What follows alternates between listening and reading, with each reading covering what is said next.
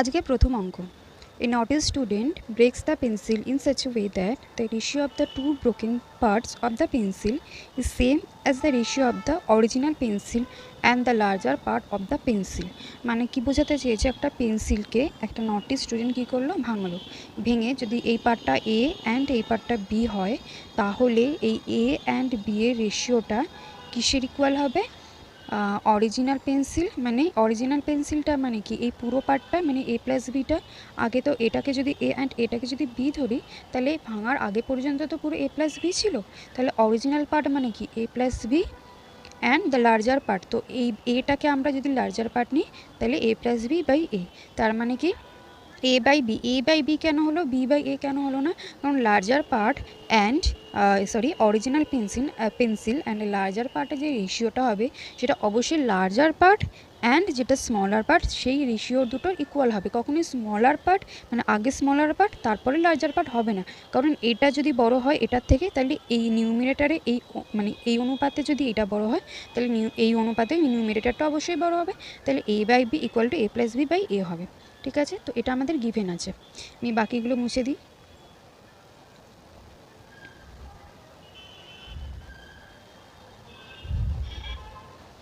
তাহলে বুঝতে সুবিধা হবে।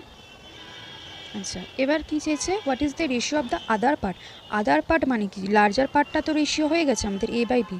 আদার পার্ট মানে হচ্ছে এই বিটা, other part and the original part of the pencil. মানে আদার পার্ট মানে হচ্ছে B by A plus B. ঠিক আছে, এইটার রেশিওটা আমাদের ফাইন্ড করতে হবে।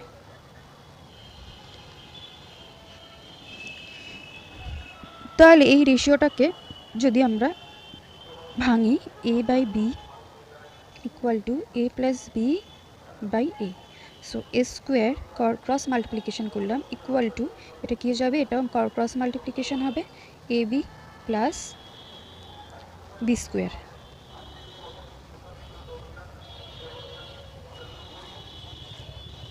তাহলে সব আমি ইকুয়াল টু এর ইকুয়েশনের যদি এইদিকে নিয়ে চলে আসি, A square minus A B minus B square equal to 0। ঠিক আছে, এবার যদি আচ্ছা আমাদের এ বাই বিটা যদি আমরা কমন নিই নিই, আমরা যদি বি স্কোয়ার কমন নিই নিই এখান থেকে, তাহলে A square by B square হয়ে যাবে। কারণ এখানে তো বি স্কোয়ার নেই, তাহলে বি স্কোয়ার যেহেতু কমন নিচ্ছি, বি স্কোয়ার দিয়ে ডিভাইড করে দিলাম। Minus A by B minus 1। এখানে বি আছে, বি স্কোয়ার তো নেই, তাই একটা বি আছে, আরেকটা বি দিয়ে আমরা ডিভাইড করে দিলাম। আর এখানে বি স্কোয়ারই আছে, তাই এটা হয়ে গেল 1। ঠিক আছে, এবার এদিকে লিখে ফেলি। তাহলে হলো কি, বি স্কোয়ার কমন নিলে A square minus by B square minus A by B minus 1 equal to 0। ঠিক আছে, তাহলে একটা ইকুয়েশনে দুটো প্রোডাক্ট যদি 0 হয়, যে কোনো একটাও 0 হবে। সো এইটাও 0 এটাও 0, তাহলে এইটাকে আমরা 0 করে দেখবো আগে। A square by B square minus A by B minus 1 equal to 0। আচ্ছা, এই পুরোটা এ বাই বি এর কোয়াড্রেটিক ইকুয়েশন না, তাই তো? এ বাই বি এর যদি কোয়াড্রেটিক ইকুয়েশন হয়, তাহলে এ বাই বি এর ভ্যালুটা আমরা পেয়ে যাব, যেরকম আমরা A X square plus B X plus C equal to 0 এরকম যদি থাকে, যেখানে এক্স স্কোয়ারের কোএফিসিয়েন্ট এ, এক্সের কোএফিসিয়েন্ট বি অ্যান্ড সি হলো কনস্ট্যান্ট, তাহলে এখান থেকে আমরা এক্সের ভ্যালু কী পেয়ে যাই, শ্রীধর আচার্যের ফর্মুলা থেকে কী পেয়ে যাই, মাইনাস বি মানে মাইনাস দিয়ে বি এর যে ভ্যালুটা সেটা plus minus root over B square minus 4 into A into C by 2a। এটা আমরা পেয়ে যাই না, তাই তো? তো সিমিলারলি আগেরটায় যদি আমরা চলে যাই, এটাকে পুরো মুছে, আগেটা কি ছিল, এ বাই বি, আচ্ছা এ বাই বি স্কোয়ার মানে A by B whole square minus A by B minus 1 equal to 0। তাহলে A by B whole square minus A by B minus 1 equal to 0। তাহলে এখান থেকে আমরা পেয়ে যাচ্ছি এ বাই বি এর ভ্যালুটা কত হচ্ছে, মাইনাস বি। এখানে বি এর ভ্যালু কত, আমরা যে ইকুয়েশানটা যে এক্সাম্পল ইকুয়েশানটা দেখলাম ফরম্যাটটা, সেখানে তো এক্সের ভ্যালু বি ছিল মানে প্লাস দিয়েছিল, তাহলে এখানে বি এর ভ্যালু সরি এক্স এর ভ্যালু না, মানে এক্স এর কোএফিসিয়েন্ট বি, তাহলে এখানে এ বাই বি এর কোএফিসিয়েন্ট কী হবে? অবভিয়াসলি -1 হবে, কারণ তো মাইনাস আছে না, তো -1 হবে। তাহলে মাইনাস বি মানে মাইনাস ব্র্যাকেটে minus B plus minus root over B square, B মানে -1 স্কোয়ার -4 এসে আচ্ছা এদিকে জায়গা নিয়ে বলে এদিকটা আমি যেটা বোঝালাম সেটা মুছে দিই, নাহলে পুরোটা করা যাবে না।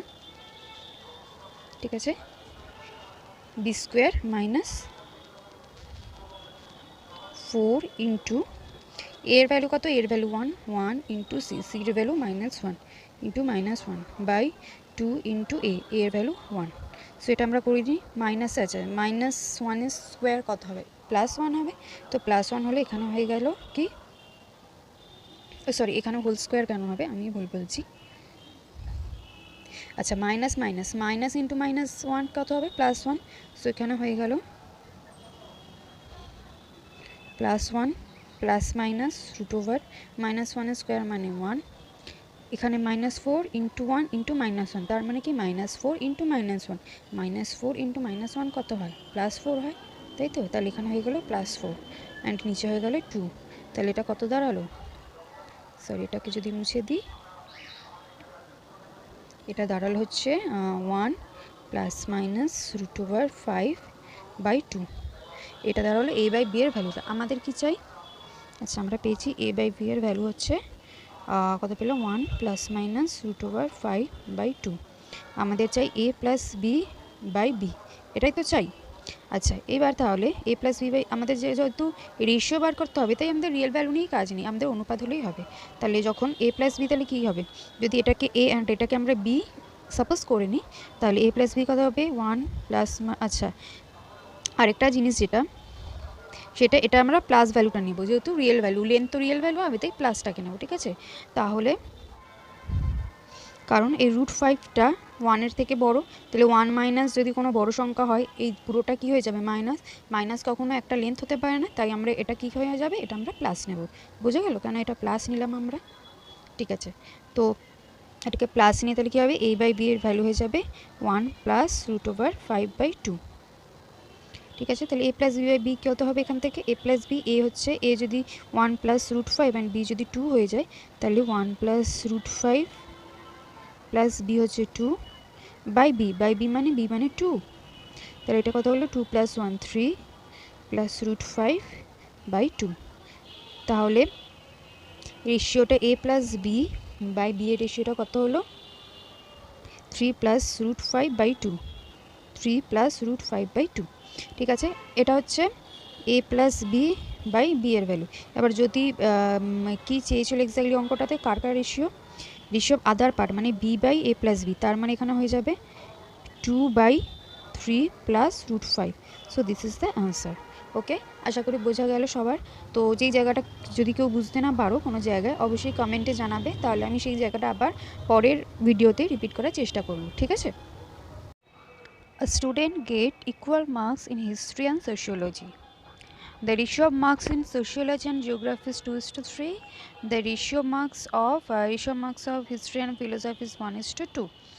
If he has scored an aggregate of 55% and maximum marks in subject is same, okay, then how many subject he get greater than or equal to 60%? Okay, তো এটা আমরা কি করে করব? Student get equal marks in history sociology. So history to sociology, তাহলে রেশিওটা কী হবে? Equal marks মানে 1:1 হবে। ঠিক আছে, the ratio of sociology and geography, তো সোশিওলজিস টু জিওগ্রাফি হবে কত দিয়েছে? 2:3। The ratio marks of history and history two philosophy হবে 1:2। তাহলে আমাদের টোটাল কটা সাবজেক্ট? 1 2 3 4টে সাবজেক্টের একসাথে আমরা রেশিও কী করে ফাইন্ড করবো? আগের সেশনে আমি এরকম সেম একটা অঙ্ক করেছিলাম, কোশ্চেনের অঙ্ক নয়, মানে ওয়ার্ড প্রবলেম নয়, কিন্তু এর যে এই যে বেস, যে H:S, S:(G), H:(P) থেকে আমরা H:(S,G,P) কী করে ফাইন্ড করব সেটা আমি আগের ভিডিওতে ডিটেলসে বলেছিলাম অঙ্কটা করিয়ে। তো ওটা যদি কেউ না দেখে থাকো অবশ্যই ভিডিওটা গিয়ে একবার দেখবে, নাহলে এই ভিডিওটা মানে এই অঙ্কটা বুঝতে তোমাদের অসুবিধা হবে। আর ওই ভিডিওটা ওই অঙ্কটা যদি তোমরা দেখে নাও তাহলে এই ভিডিওটা আমার এই বোঝানোটা তোমাদের প্রয়োজন হবে না, তোমরা নিজেই অঙ্কটা করতে পারবে। ঠিক আছে? তো যেরকমভাবে আমরা আগেরটাই করেছিলাম সেমভাবেই আমি করার চেষ্টা করছি। এখানে কি আছে এস, এখানেও আছে এস, কিন্তু এখানে আছে এস এর ভ্যালু মানে এস এর রেশিওর ভ্যালু আছে 1, কিন্তু এখানে আছে 2। তাহলে দুটোকে ইকুয়াল করার জন্য আমরা কি করব, ইনটু করব। তো ইনটু করে এখানে পেলাম 2:2। তাহলে এখানেও 2 অ্যান্ড এখানেও 2, দুটো সেম হয়ে গেল, অসুবিধা নেই। আর কি আছে এস এস অ্যান্ড আছে এইচটা এবার দিকে, এইচ মানে কি হিস্ট্রি, এখানে হিস্ট্রির ভ্যালু আছে 2, এখানে হিস্ট্রির ভ্যালু আছে 1, কিন্তু দুটোকে ইকুয়াল করাতে হবে যেহেতু দুটো জায়গায় হিস্ট্রি। তো এখানে আমরা কি করব, 2 দিয়ে মাল্টিপ্লাই করব। তাহলে এখানে কি হয়ে গেল 2:4। ঠিক আছে? তাহলে আবার দেখো হিস্ট্রি এখানে আছে হচ্ছে 2, এখানে আছে 2, ঠিক আছে। সোশিওলজি এখানে আছে 2, এখানে আছে 2, ঠিক আছে। জিওগ্রাফি একটাই আছে 3, ফিজিওলজি ছিল তো ফিলোসফিও আছে একটাই 4। তাহলে এবার আমরা রেশিওটা পরপর লিখে ফেলি। এখানে আগে লিখে ফেলি ছোট্ট করে H/S। আচ্ছা, যেগুলো একদম মানে দুটো নেই, যেরকম ফিলোসফি আর জিওগ্রাফি, সেগুলোকে আলাদা আলাদাভাবে লিখতে পারি। আচ্ছা, history is to sociology, to geography, is to physiology, এই ফিজিওলজি কি বলছি বারবার, সরি, ফিলোসফি। তো history is to sociology, 2:2, sociology is to geography 2:3, and history is to philosophy কত ছিল 2:4। তাহলে এখানে 2 হলে এখানে কত হয়ে যাবে 4, তা এখানে 4। তাহলে পরের পেজে ঠিক করে লিখে নিই, তাহলে তোমাদের বুঝতে সুবিধা হবে। 2:3:4 এটাই ছিল তো। একবার তোমার নিজেও রেশিওটা করে দেখে নেবে কত হচ্ছে। তো এটা আমরা পেলাম। এবার আর কি দেওয়া আছে অঙ্কে, যে অ্যাগ্রিগেট মার্কস হচ্ছে 55%। যে কোনো বললাম যে এই স্টুডেন্টটা এগ্রিগেটে 60% পেয়েছে, বা তুমি পেয়েছো এগ্রিগেটে 70%, তার মানে কি তোমার যে কটা সাবজেক্ট আছে সেই সাবজেক্টের অ্যাভারেজটাই বলেছে। ঠিক আছে? তো এখানে আছে 2,2,3,3, এটা রিয়েল ভ্যালু তো জানি না, কিন্তু এটা যে ভ্যালুটা দেওয়া আছে সেই ভ্যালুটাকেই আমরা ইকুয়াল করাবো, মানে রেশিওর ভ্যালুটাকে আমরা ইকুয়াল করাবো। সো এর অ্যাগ্রিগেট মার্কস যদি এই দুগুলো যদি রিয়েল ভ্যালু হতো তাহলে কী করতাম, 2 + 2 অ্যাভারেজ 3 + 4 ইকুয়াল টু কত পার্সেন্ট আছে, 55%। So 4, 5, 6, 7, 8, 9, 10, 11, so 11/4% equal to 55%। ঠিক আছে? তাহলে এখানে আমরা কি পেয়ে গেলাম, যে 11/4% হচ্ছে 55%। ঠিক আছে? এবার আমাদের অঙ্কে কি চেয়েছে, যে 60%, তাহলে মানে how many subjects get greater than or equal to 60%। এবার এখানে আমরা জেনে গেছি যে 55% ভ্যালু কত, মানে রেশিওর ভ্যালুটা 55%-এ কত, তাহলে 60%-এ কত সেটাও পেয়ে যাব, তাই তো? তাহলে এটাকে যদি আমরা সলভ করে নিতে পারি, মানে 11 দিয়ে 55 যাবে 5, তার মানে কি 1/4%, 1/4 ইকুয়াল টু 5%, তার মানে কি 1 ইকুয়াল টু 20%। তাহলে 1 ইকুয়াল টু 20% হয়ে গেল। তাহলে 1 ইকুয়াল টু 20% যদি হয়, তাহলে এইগুলো কত পার্সেন্ট সেটাও আমরা পেয়ে যাব, এই যে এটা কত পার্সেন্ট সেটাও পেয়ে যাব।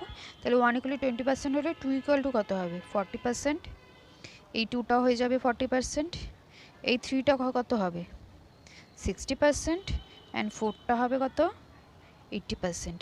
বোঝা গেল না, তাই তো? ঠিক আছে। 1 এর ভ্যালু আমি কত বললাম 20%, তাহলে 2 এর ভ্যালু কত হবে 20 ইন্টু, এখানে 2 মানে কত, 2 ইকুয়াল টু 2 ইন্টু 1, তাই জন্য 2 ইন্টু 1 এর ভ্যালু মানে 20%, তাই জন্য এটা 40% হলো। সিমিলারলি এটা হবে 20%, এটা হবে 3 ইন্টু 20 কত হবে 60%, এটা 4 ইন্টু 20 মানে 80%। তার মানে আমরা দেখতে পাচ্ছি, আচ্ছা এখানে লিখে নিই, এটা হচ্ছে 40%, এটা 40%, এটা 60%, অ্যান্ড এইটা, আচ্ছা এই দিকের এটা মুছে নিই, এটা হয়ে গেল 80%। তার মানে অঙ্কে যেটা চেয়েছিল যে কতগুলো সাবজেক্ট এসে 60 আর 60%-এর বেশি পেয়েছে, তাহলে কি দাঁড়ালো, সে অ্যাগ্রিগেটে দুটো সাবজেক্টে 60%-এর বেশি অথবা 60% পেয়েছে, মানে একটাই আমরা দেখলাম 60%, মানে 2 = 60%, আরেকটা দেখলাম আমরা 4 = 80%, মানে এই দুটো সাবজেক্টে সে 60%-এর বেশি পেয়েছে। ঠিক আছে, তো বোঝালো গেল এই অঙ্কটা। যদি কোথাও বুঝতে অসুবিধা হয় অবশ্যই আমাকে জানাবে।